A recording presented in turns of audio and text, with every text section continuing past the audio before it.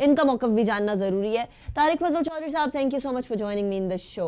Doctor साहब, एक जगह हमें PMLN से आवाज़ बुलंद होते हुए आती थी, सदा सुनाई देती थी कि हुकूमत 1.5 साल गुजार ले तो गनीमत है। आज 2 साल मुकम्मल हो गए हुकूमत के, अभी भी ऐसा लगता है कि हुकूमत आने वाला साल भी सुकून से गुजार जाएगी। डॉक्टर साहब, ये ऑपोजिशन तगड़ी क्यों नहीं हो पा रही है, या ऑपोजिशन का इरादा ही नहीं है कि वो हुकूमत को कोई नुकसान पहुंचाए, खाली ज़बानी जमा खर्च करे? बिस्मिल्लाहिर्रहमानिर्रहीम। देखिए जी, दो बातें हैं। पहली बात तो ये है कि अगर आप इस हुकूमत की कारकर्दगी को देखें तो उस शक्ल में तो इस हुकूमत को 1.5 साल तो क्या, मैं तो कहूँगा कि 1.5 माह भी नहीं चलना चाहिए था, क्योंकि जो अवाम की मुश्किलात और अवाम की मसाइल में इजाफा हुआ है वो पूरा पाकिस्तान भुगत रहा है। मैं ये नहीं कहूँगा देख रहा है, मैं कहूँगा भुगत रहा है। जो एक आम आदमी की ज़िंदगी है, जो एक आम कारोबारी आदमी है, जो मजदूर आदमी है, पाकिस्तान की 60% अवाम जो रोज़ाना की बुनियादों के ऊपर जिनकी मैशत जो है वो चलती है, वो तो तबाह हुए सो हुए। जो आपका दरमियाने दर्जे का सनतकार है, बड़े बिजनेसमैन हैं, वो भी अपने जो अगर किसी के पास 5,000 लोग काम कर रहे थे तो आज वो हज़ार पे आ गए हैं। यानी हर तरफ बुरे हालात हैं। तो उनकी इस कारकर्दगी को देखते हुए तो इन्हें 1.5 माह नहीं चलना चाहिए था। लेकिन अगर आप ये समझते हैं जनाब कि ये अभी तक गिरे क्यों नहीं है, देखिए मैं आपको एक बात बताता हूँ। बात यह है कि अपोजिशन में किसी जमात के पास इतनी स्ट्रेंथ नहीं है कि वो अकेला फैसला करके कल इनके खिलाफ वोट ऑफ नो कॉन्फिडेंस ले आए। जमातें अपने नजरियात और अपने मंशूर रखती हैं और अपना अपना तरीकाकार है उनका मौजूदा सूरत हाल से निपटने का। अब इसके ऊपर एक कंसेंसस आ रहा है कि किस वक्त पार्लियामेंट के अंदर वोट ऑफ नो कॉन्फिडेंस लाया जाए। और मैं आपको ये भी इसके साथ साथ ही ऐड कर दूं कि अपोजिशन की तमाम जमातें अगर मिल भी जाएं तो तभी उस वक्त भी नंबर गेम हमारे पास इतनी नहीं है कि हम जो है सिंपल मेजॉरिटी हासिल कर लें और प्राइम मिनिस्टर को हम जो है वो अपने ओहदे से बरतरफ कर सकें। तो ये सारी अभी कंसेंसस जारी है। अभी आप देखें कि इनकी अपनी सफ़ों के अंदर जो है वो दरारें पड़ रही हैं। अताउल्लाह मैंगल साहब इनसे अलग हो गए हैं। PMLQ उनकी जो गिले शिकवे वो आपके सामने है, बड़ी मुश्किल से उनको मनाया गया है और अब उनकी लीडरशिप के खिलाफ केसेस बना दिए गए हैं नैब के, उन्हें डराने और धमकाने के लिए। जितना मैं चौधरी बरादरान को जानता हूँ वो बहुत मतलब एक अरसे से अरसा दराज हो गया है, decades they are seasoned politicians. मैं नहीं समझता कि इस तरह के हथकंडों से वो डरेंगे कि उनके खिलाफ नैब के नित नए मुकदमात रोज खोले जा रहे हैं।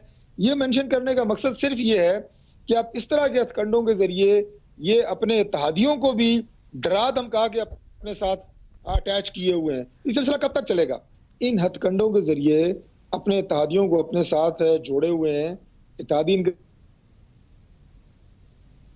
हुकूमती अलायंस से अलग हो गए हैं, बाकी लोग भी आहिस्ता आहिस्ता इनसे अलग हो जाएंगे। और जब हमने देखा कि जनाब नंबर गेम पूरी है, इनके खिलाफ नो कॉन्फिडेंस आएगी।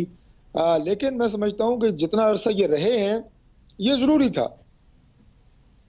अच्छा, जरूरी था? ये जरूरी, मतलब ऑपोजिशन तो चाहेगी ना कि साल में ही घर भेज दिया जाता तो फिर उसके बाद अगले 10 साल ये यही मंत्रा पढ़ते रहते थे, हम तो सियासी शहीद हो गए हैं, हमारे साथ तो बड़ी ज्यादती हो गई है, ये तो आपस में मुकमका किया हुआ है, हमें चलने नहीं दिया गया। अब कम अज कम अवाम को तकलीफ जरूर हुई है। मैं फिर कहूंगा बड़े अदब से कि मैं दुख है मुझे ये बात कहते हुए कि इतना अरसा इन्होंने गुजारा जरूर है, लेकिन इनके असली चेहरे बेनकाब हो गए हैं। अब अवाम को पता है कि ये 5 साल तो क्या 500 साल भी अगर ये लोग रहे तो इनसे कुछ नहीं होने वाला सिवाय निज़ाम की तबाही के। अभी आखिरी जो इन्होंने ये पेशावर की मेट्रो बस चलाई है उसकी आप हालत देखें। लाहौर की मेट्रो बस बनी थी, इमरान खान साहब ने कहा कि ऐसी बस अगर पेशावर में बनी तो मैं मुखालफत करूंगा, खुद फैसला कर लिया और फिर जनाब उससे दुगने दामों के ऊपर पेशावर की मेट्रो बस बनी। कल मैं देख रहा था बेशुमार वीडियोस आई हुई थी, कहीं बस खराब है, कहीं जंगला टूटा हुआ है, कहीं जनाब छतें लीक हो रही हैं। तो ये क्या तमाशा है? डॉक्टर साहब, कौम देख नहीं रही इनकी डॉक्टर साहब, सूरत हाल इस्लामाबाद एयरपोर्ट की भी अच्छी नहीं है, वो PMLN के दौर में बनी थी, वो उसकी सूरत हाल भी अच्छी नहीं है, टाइलें गिर रही हैं, एक बारिश की मार थी। PML के दौर में उसका इख्तिताम जरूर हुआ है, इनाग्रेशन हमारे दौर में हुई है, लेकिन वो मंसूबा भी जो मैं मिसाल के तौर पे मैं एग्जैक्ट फिगर्स की बात नहीं कर रहा, अगर 10 अरब से शुरू हुआ था तो खत्म जाके 80 अरब पे हुआ है। अब ये अगर 60 से 70 अरब रुपया इस मंसूबे में इजाफा हुआ है तो मैं बिल्कुल आपको बड़े यकीन के साथ ये बात कहता हूँ कि उन लोगों की निशानदेही होनी चाहिए जिनकी वजह से ये मंसूबा डिले हुआ है इस्लामाबाद एयरपोर्ट का, उनके खिलाफ कार्रवाई होनी चाहिए, अंदर होनी चाहिए।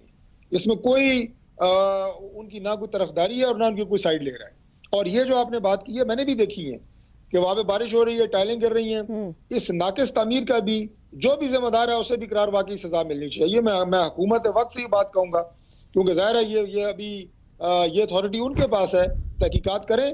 जिसने इसमें चोरी की है, कॉन्ट्रैक्टर ने की है, सब कॉन्ट्रैक्टर ने की है, उसके खिलाफ कार्रवाई होनी दिस इज वेरी चाहिए। नाइस कि आप कह रहे हैं कि जो भी इन्वॉल्व है उसके खिलाफ कार्रवाई होनी चाहिए। लेकिन तारिक फजल चौधरी साहब, यहाँ मरीम नवाज साहिबा के समधी का नाम आ रहा है कि वो बेसिकली कंस्ट्रक्शन के उनके पास ठेका था।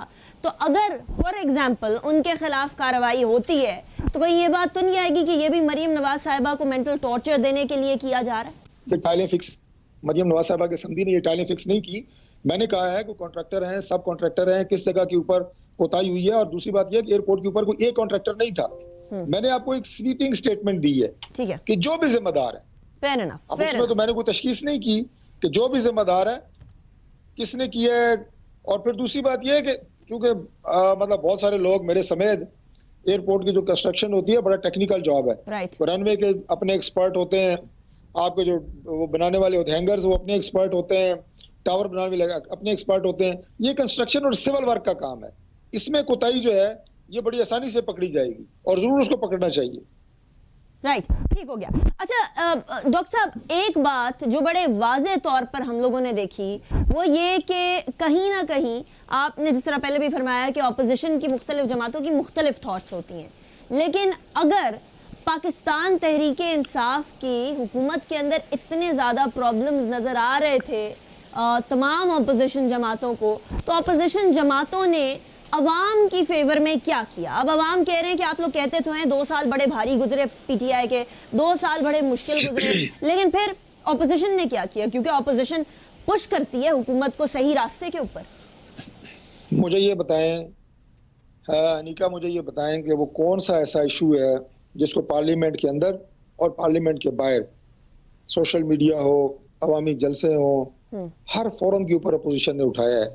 लेकिन मसला ये है कि अगर हुकूमत में बैठे हुए लोग बहरे हैं, अगर उन्होंने दिमाग की अपनी तमाम खिड़कियां बंद की हुई हैं, कोई चीज़ सुनना ही नहीं चाहते, तो फिर इंसान वहाँ पे क्या करे? अब फिजिकली उनके सर तो नहीं फोड़े जा सकते। अल्टीमेटली यही है कि ये मुकदमा लेके आप अवाम के पास जाएं, और अवाम पूरी तरह तैयार है। मैंने आपसे दोबारा ये बात अर्ज कर रहा हूँ कि अगर इनके खिलाफ ये सारी कैंपेन पहले साल में चलती तो अगले 10 साल तो इन्होंने कहना था जनाब कि हम तो सियासी शहीद हैं, हमारे साथ तो बड़ी ज्यादती हुई है, वरना हम तो पाकिस्तान को स्विट्जरलैंड और पेरिस बना रहे थे। जो सारी तकरीरें ये अपने अपोजिशन के दौर में करते रहे हैं। मुझे आप जैसे एक दोस्त ने पूछा जनाब के बताएं ये क्या करे हुकूमत? मैंने कहा जी इमरान खान साहब कुछ भी ना करें, वो एक अकेले कमरे में बैठ के अपनी अपोजिशन दौर में की हुई तमाम तकारीर खुद सुने, और ज्यादा नहीं 20 से 25% जो ये ऐलानात करते रहे हैं अपोजिशन में, उन पे अमल दरामद करें, पाकिस्तान की किस्मत बदल जाएगी। लेकिन बदकिस्मती से ये 2% पे भी अमल नहीं कर सके। लेकिन हम अल्हम्दुलिल्लाह इन तमाम इश्यूज को डिबेट करते रहे हैं, हर फोरम पे उठाते रहे हैं। ये अभी मिसाल के तौर पे आज चीनी, आपको पता है हमारे दौर में चीनी 50 रुपए किलो थी और कंटेनर जनाब पार्लियामेंट के बाहर खड़े हुए थे। मुल्क लुट गया जनाब, सारा कुछ चोरी हो गया, डाकू आ गए, चोर आ गए। आज चीनी 100 रुपए से ऊपर चली गई, 105 रुपए किलो मिल रही है। तो आज क्या यहाँ पे बहुत नेक और परहेजगार लोगों की हुकूमत है, डबल से ज्यादा चीनी हो गई है। आटे की थैली हमारे दौर में जो 500 550 की मिलती थी, आज वो 1300 1400 रुपए की मिल रही है। तो ये परहेजगार लोगों की हुकूमत है। पेट्रोल डीजल देखिए हमारे दौर में कितना था और आज कितना है। बिजली का बिल आप ईमानदारी से मुझे बता दें कि आप हमारे दौर में कितना देती थी और आज कितना दे रही हैं।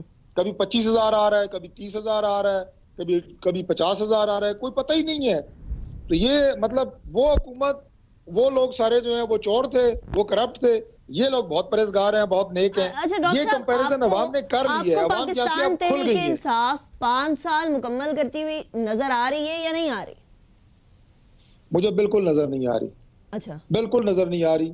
अगर किसी ने वो चश्मा लगाया हुआ है कि जिसमें ढिठाई है, जिसमें मैं ये कहूंगा कि बस एक वो है कि आपने, मैं ना मानूं, अगर वो चश्मा किसी ने लगाया हुआ है तो ठीक है, वरना अवाम अब किसी सूरत में उनको बर्दाश्त करने के लिए तैयार नहीं है। कोई हद होती है। मैं बार बार एक बात करता हूँ, आपके प्रोग्राम में मुख्तसर अर्ज कर देता हूँ कि जो बड़े बड़े आके हमें दर्स और भाषण दिए जाते हैं टेलीविजन के ऊपर के जनाब मैशत, circular debt, per capita, GDP, ये टर्म्स जो पीटीआई के लोग बोल रहे होते हैं उन्हें नहीं पता इनका मतलब क्या है। मईशत पाकिस्तान के 95% लोगों के लिए 3 वक्त की रोटी का नाम है, उनके बच्चों की दवाई, उनके बच्चों की फीस का नाम है, बिजली सुई गैस के बिल का नाम है। इससे ऊपर मईशत का ना किसी को पता है ना किसी को पता लगाना है। और ये तमाम चीजें इस बुरी तरह से लोगों की दस्तरस से बाहर होती जा रही हैं कि अवाम के पास अब कोई चारा नहीं है कि सिवाय सदाए एहतजाज बुलंद करें, इन लोगों के खिलाफ खड़े हों और जल्द अज जल्द इनसे जान छुड़ाई जा सके। मौजूदा हुकूमत अब मैं कहूंगा कि अपने बोझ से गिर रही है। राइट डॉक्टर साहब, thank you so much for joining me in my show. मैं ब्रेक की तरफ जाऊंगी और ब्रेक के बाद अशफाक तोला